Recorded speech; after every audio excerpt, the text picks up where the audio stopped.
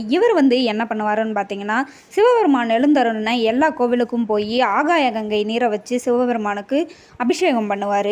அப்படி ஒரு நாள் இந்த கோவிலுக்கு வராரு. ஆனால் இந்த கோவிலில் இருக்கிற குளத்தில் இருக்கக்கூடிய சூள தீர்த்தம் கங்கை நீரை விட புனிதமான தீர்த்தம். இந்த தீர்த்தத்தோட முக்கியத்துவம் தெரியாத முனிவர் என்ன பண்ணாருன்னு பார்த்தீங்கன்னா, கங்கை தீர்த்தத்தை இங்கே கொண்டு வரணும் அப்படின்னு நினைக்கிறாரு.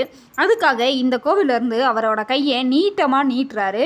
அவரோட கை குறுகிறது. இதை பார்த்த உடனே முனிவர் தான் பண்ணது எவ்வளோ பெரிய தப்பு புரிஞ்சுக்கிறாரு. அந்த தப்பை உணர்ந்து என்ன பண்றாருன்னு பார்த்தீங்கன்னா, அவருக்கு மேல அவருக்கே கோபம் செவுத்துல போய் முட்டிக்க முயற்சி பண்றாரு. அவர் அப்படி முட்டிக்க முயற்சி பண்றப்போ சிவபெருமான் அவர் முன்னாடி அவர் குறுகின கைகளை சரி பண்ணி கொடுக்குறாரு. அதுக்கப்புறம் அந்த முனிவரோட பேரு குறுக்கை முனிவர் அப்படின்னு மாறுது. சின்ன கைகளா மாறினதுனால குறுக்கை முனிவர் அப்படின்னு மாறுது. அதுக்கப்புறம் அந்த ஊரோட பேரு குறுகை அப்படின்னு மாறுது. அதுதான் நாளடைவில் கொருகை அப்படின்னு மாறி இருக்கு.